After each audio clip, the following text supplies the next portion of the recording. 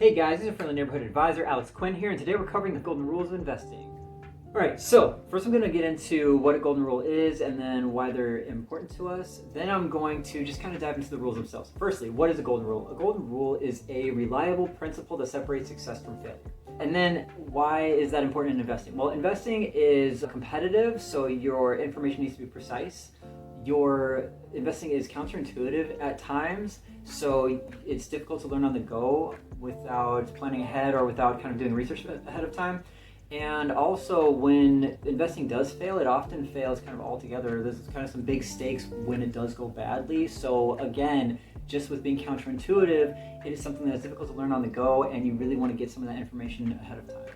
All right, so let's jump into it. Tip number one is going to be time in the market beats timing the market. So typically, a lot of people try to outsmart the market. I find this to be a little bit silly for quite a few reasons. For one, there's a lot of people out there that have been doing it a lot longer. For two, if it was that easy, then everyone would do it. For three, if you're really going to go about it the smartest way, then it wouldn't be just relying on your own lack of experience for not having been in a market, whether it be real estate, stocks, whatever it is, crypto. The actual determining what I would think would be the smartest would be to find who is already the smartest and just copy what they do. Because statistically, I think that whoever's the top, like 1% of 1%, 1 in a million who does the best, they'll do better. I will never reach that personally. So if you really want to have like the least work, be passive income, free, easy money, the smartest method, just copy that and then have a whole lot of free time. And even if I failed, I'd be like, well, that was still statistically going to be better than whatever I did to try to outsmart anybody.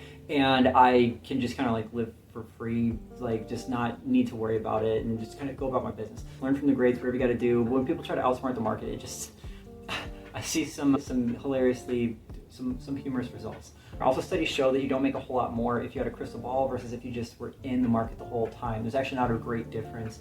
And actually, if you went in at the wrong times versus just kind of spending time in there, then the amount of time you spend in there actually is almost a larger indicator of success and profitability than actually being able to judge the market and time it and kind of guess at it, etc. Another thing is that when people come to me and when I'm seeing people who are successful and ask them one of their biggest regrets, they almost always say that they wish they had done it sooner, especially like a couple of years sooner, and they could have. Everyone I've seen succeed could have done it at least 2 years sooner, and you also can now. Think about right now what's in the way. Now, if you need a degree, that's one thing, but anything else you could probably do sooner. In fact, even my degree, I could have probably gone without it to get the job, even though the job that I got with my degree did require it.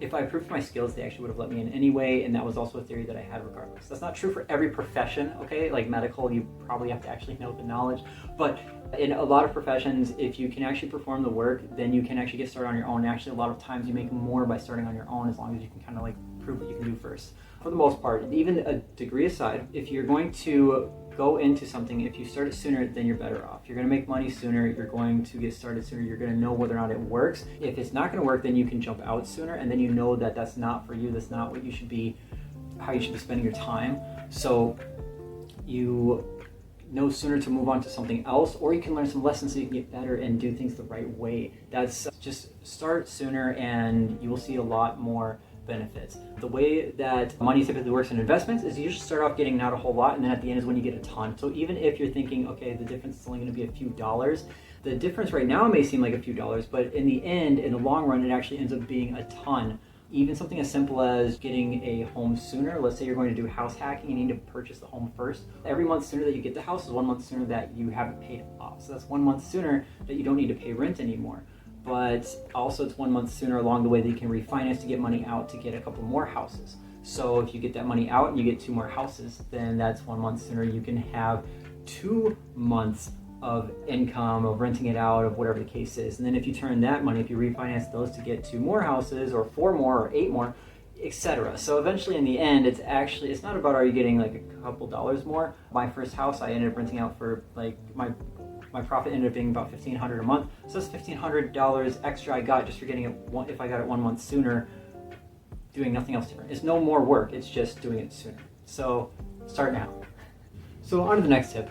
The next tip is to diversify your options. So I'm kind of keeping this a little bit different from asset allocation or just diversify your assets. So everyone knows that is a common thing to diversify your assets or use asset allocation. So if we're talking stocks, it means instead of buying in one stock, you buy in just a whole bunch of different stocks. That way, if utilities go down, that you're still fine. If technology goes down, you're still fine. So diversify your assets. Try to have more than one source of income is something that I always teach people in general. If you have one job, try to have a second job on the side, or start up just kind of something on what, even if it's something small on Etsy, if you don't have a whole lot of time for a full-on job, just try to have two forms of income. But with investing, you kind of want to have a similar approach. You want to have just some way where if something goes wrong, you've got something on the side, or at least something to float you by while that market corrects, whatever that market may be. As for diversifying your options rather than just diversifying your assets, I want you to diversify your options because that means, let's say you go into real estate and you kind of put everything into real estate, because if you hold back, it's just going to kind of get in the way of your growth too much, and it's going to make the real estate hard to take off in a way that's going to be meaningful. That ends up being true for a lot of people. So how do you diversify within that? Well, that's difficult, but you can try to diversify your options within real estate. So you can look into the difference between if you do Airbnb versus if you do just renting outright. I've seen some people do very well from Airbnb, but then half the year they get almost nothing filled. So during that half of the year, maybe they should sign a 6-month lease to get a student in there, or to get someone in there for a temporary lease, and that way they're kind of like playing with two different markets there, so they can use this when this is low, and then they can use this when this is low, because oddly in a lot of markets those do go hand in hand, where the time of year when it's best to collect rent is sometimes the time of year when it's best to collect Airbnb. Airbnb is for vacationing. This is for when people are doing less of that, less holiday stuff. They're busy with official stuff, or starting a new school year, a new job, things like that. Sometimes, depending on your market, those actually play really well. In real estate, for example, sometimes you can do fix and flip, and sometimes you want to rent, but you can do both. I found a lot of times when it's a bad time to buy, it's a good time to rent, and a lot of times when it's a bad time to rent, it's a good time to buy. That is almost always true in many markets, but there are some areas, some states, some cities where that's not always true, and also we get some weird twists thrown at us, like, you know, a pandemic every 100 years, like during COVID, right?